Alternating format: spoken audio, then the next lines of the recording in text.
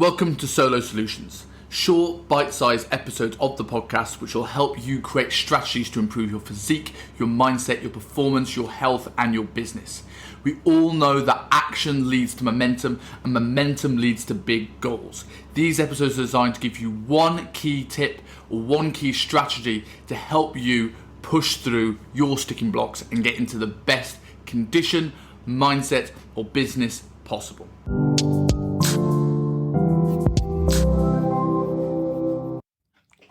Imposter syndrome. Something that many people, probably everybody listening to this, has faced at some point in their life or still is right now. And something that I have a real sort of complicated and long history with. And I think I found some ways of dealing with this, and some things I think are really important for you guys to know if this is something that's holding you back, whether it's in your business, health, wealth, whatever it is. And I want to give a few tips from my perspective. This is ever learning, ever increasing, ever changing. It's still something that I struggle with on a day-to-day basis to some degree, but I do feel I've got a much bigger handle of it now than I ever have in my whole entire life, and I want to share that with you. And I'll probably redo this episode every 3 to 6 months with everything I've learned and how I'm getting on, because I do think it's something that does impact every stage of our life. The first thing I think is really important for people to know if they're dealing with imposter syndrome is understanding that it's totally normal. Every single person on the planet right now is going to have that little bit of a negative self-talk. They're going to have the inner critic. It's human nature. It keeps us safe. It's from an evolutionary perspective. It's this that keeps us alert. It's thus keeping us in if we look at our caveman ancestors' sort of environment, alive and well. We need to be aware. We need to have our wits about us. We can't get too comfortable to allow survival of our species. And as much as airy-fairy as that actually sounds, when you break it down, it's essentially what imposter syndrome is. It is allowing us to stay alert and be able to push through uncomfortable times and to try and push us back towards comfort and safety. So it's something that we all face. And I think it's something that has become worse or more prevalent in the last 5-10 years with the increase of social media. And I think this is something just to be aware of before we go into how I've dealt with imposter syndrome, is looking at your environment is super important before we actually look at the strategies. 20, 30, 40 years ago, we'd only be able to compare ourselves with the people in our immediate surroundings. So we came from a certain demographic or a certain background. We'd only be able to compare ourselves to Dave down the street. Dave down the street has a boat. I want a boat. I'm going to work hard like Dave. You can go and speak to him. You go and find out. You can pick his brains.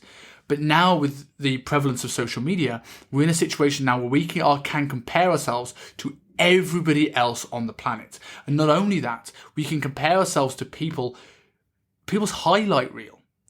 It's not actually real life. The amount of times, and since recording this podcast, it really gives you an insight into people. And I have met some people that really are incredibly nice and humble and portray better than the media presence that they portray. And I've come to realize things about people that I respected that I maybe don't respect as much as I used to. And it showed me very much how everyone puts their highlight reel up on social media. And I don't necessarily think that's a bad thing, but we just need to monitor our reactions to it. Think about it. When you're about to post a photo on social media, you don't post the worst one of a bunch of pictures you take. You look for the best photo, you look for the one with the best angle, you look for the one where you look the best, you're not pulling a funny face, and you post that. And everyone on the planet is doing that, and it's totally natural. But the downside of that is that we are now comparing ourselves to the best days of people's lives, the days where they're having a party on a yacht, the days when it's someone's birthday, the days where they have the best night out ever, the days where they launch their show, they launch their podcast, they get in the best shape of their life. And we come to believe that this is what people's lives are like all the time, and feel that we are lacking something, that we don't have something in our lives and we need to strive for that. When in reality, we're seeing the best days. Remember, everybody that you see online that looks like they have it all together has the same struggles you do. I certainly do. And you may look at my social media and look at the picture of me in the best shape possible, or the picture of me in, in the amazing scenery of Hong Kong, and you think, man, this guy's got a good life. But in reality, I face the same troubles as everyone else. I find, have the same financial concerns, business concerns, health concerns, motivation issues that everyone else face. I think when you realize that, it becomes quite freeing. And that feeling of an imposter sort of the edge comes off it when you realise we're all just winging it. Every single one of you listen to this is winging it, and that's okay.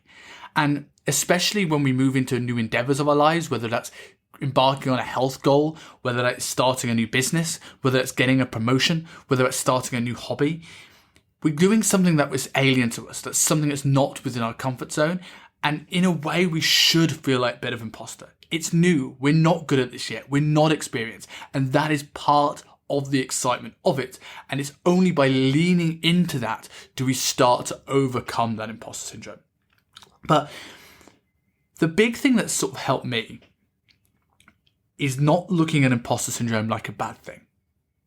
It's something that at times has crippled me in inaction and procrastination because I overanalyze things. I made things much more complicated than they need to be because I feel I need to compete with someone 50 steps ahead of me. When in reality, I just need to go 1% more. If I go 1% more for 100 days, I'm 100% better than I was at the start. And I think the first thing or strategy that I have to improve imposter syndrome is rather than looking at the people at the end of the finish line or the people on the top of the mountain, where do you need to be a little bit better? In your business, what is the task that you can do today to take action on that allows your business to be in a better place tomorrow?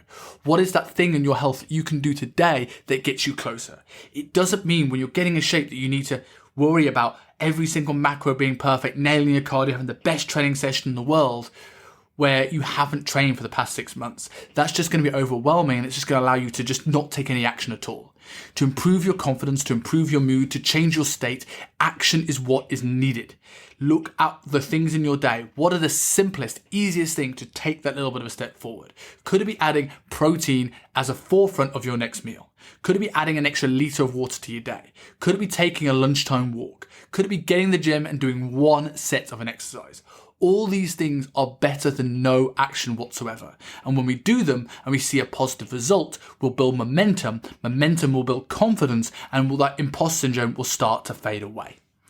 The second bit of advice that I'm going to give you is I want you to reframe what you think of imposter syndrome. A lot of people get paralyzed by imposter syndrome because they think that this is this negative thing. I'm going to get found out. I'm not good enough. This is a terrible thing. If I didn't have this imposter syndrome, life would be so much easier. Where in reality, it's the imposter syndrome that allows you most of the success that you have in life. I'm going to say that again. It's your imposter syndrome that allows you most of the success that you want in life. And why is that? Well, when we're comfortable, we don't tend to act. Think of the most important times when you're really comfortable in your business, when you're really comfortable in your health and your physique. This is where complacency sets in. This is where we don't feel we need to take action.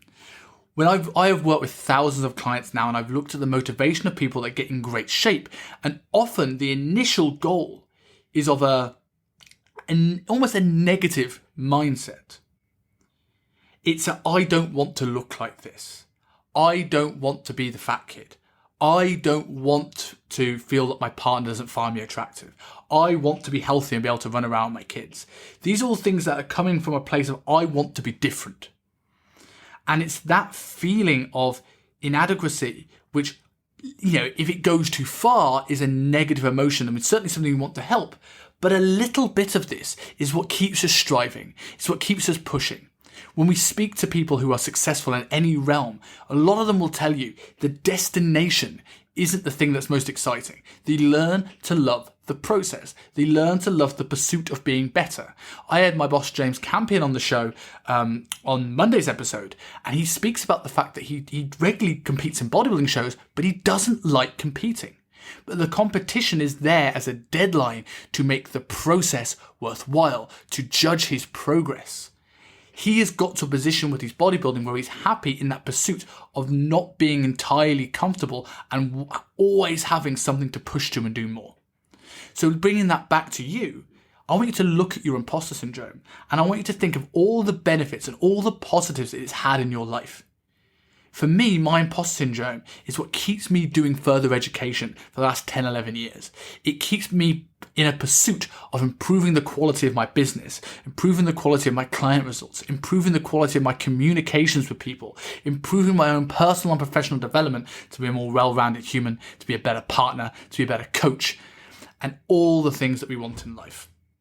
So to close up this episode, I just want you to look at your imposter syndrome and stop looking at it as this negative thing that holds you back, and look at all the things that having that little bit of discomfort has allowed you to do. Because when you look at somebody who has no ambition, no drive, and nothing behind driving them, you tend to find they become very stagnant. So if you're sitting there right now having a little bit of imposter syndrome, remember, this is how you got to where you are. And you should always have imposter syndrome when you're trying something out your comfort zone. If you don't have it, you're probably playing things a little bit too safe. So lean into the imposter syndrome and achieve big things.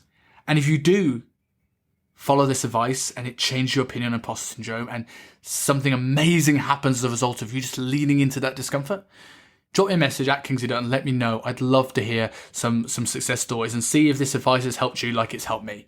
But this is another episode of Solo Solutions. I am Simon Dutton. If you want to support the show, please give a 5-star review on whatever your favourite podcast platform is. Support the show via our Buy Me a Coffee link. And if you enjoy the show and it's helped you, please follow me on Instagram at Kingsley Dutton. Let me know and drop a share onto your stories. Drop me a tag so I know it's you. And I will speak to you in the next episode.